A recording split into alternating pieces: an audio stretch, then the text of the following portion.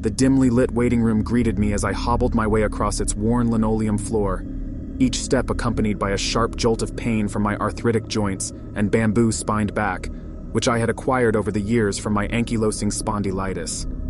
The sterile whiteness of the room was accentuated by the harsh, buzzing neon lights overhead, casting an eerie glow that seemed to amplify the discomfort I was already feeling. My fingers clenched the paper coupon in my hand, the number 25 printed on it in faded ink.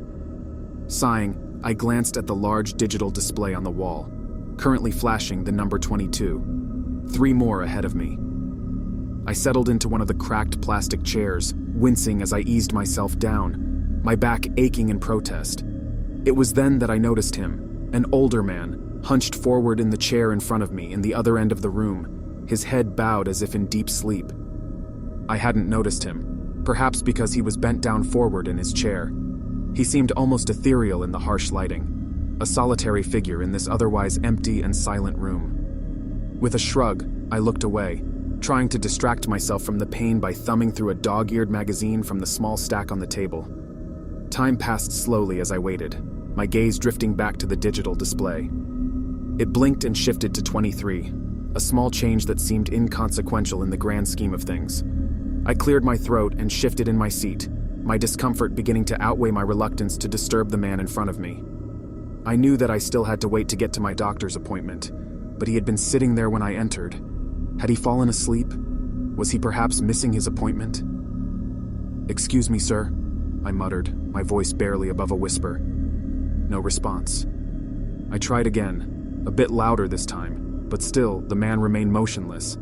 Was he even breathing? The unease crept in, and I felt the hairs on my arms rising. With a sigh, I turned my attention back to the magazine, my fingers tracing the faded words and images absent-mindedly. But the nagging feeling of unease persisted. What if something was wrong with him? What if he needed help? I considered calling out again, but I felt nervous, and somehow I couldn't find the courage to speak. Instead, I observed him as he sat there, with his knees bent in under the seat and his arms folded in his lap. I noticed the light flicker, then came a sound, and I saw the number on the wall switching. 23. Should I make another attempt? I tried calling out once more, but he was still sitting quietly in his chair. But wait, had he changed his sitting position? Yes, his feet were now firm on the ground before him, and his arms were resting on the 2 armrests. He was sitting in the exact same posture as I was. But still he was silent, and didn't respond to my calling. The number on the wall started twitching again. Then came the sound, and now it said 24.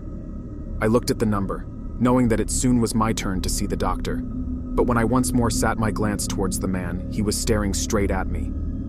"Sir, are you okay?" I asked with a shaky voice, but the man still didn't make a sound. He just kept on staring. I stood up from my chair, but as I did, the man did too.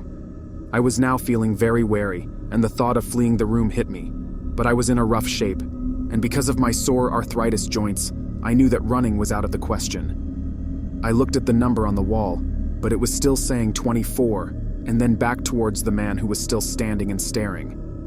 Was this some kind of sick joke? I couldn't do anything but stare back at this old crooked man and his hunchbacked figure.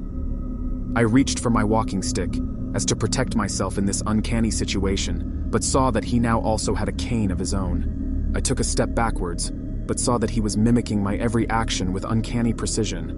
I felt the sweat on my forehead and under my armpits, but suddenly, the man started walking towards me. He moved slowly and in pure agony with every step he took. I froze in fear, with my mouth open in crippling horror, when suddenly, I saw that flickering light again and that sound, that sweet, blessed sound of freedom. 25. Relief washed over me as I saw the door to the doctor's office swing open. The tension in my muscles began to dissipate, replaced by a rush of anticipation. My escape from this odd encounter was finally at hand. With newfound determination, I approached the open door, fleeing from this crooked stranger, and I was so scared that before I knew it, I cried to the doctor for help. "It's that intense, your pain?" the doctor asked. "No," I said. "This man, he's in need of some serious help." "What man?" asked the doctor, and I looked around and found the waiting room empty.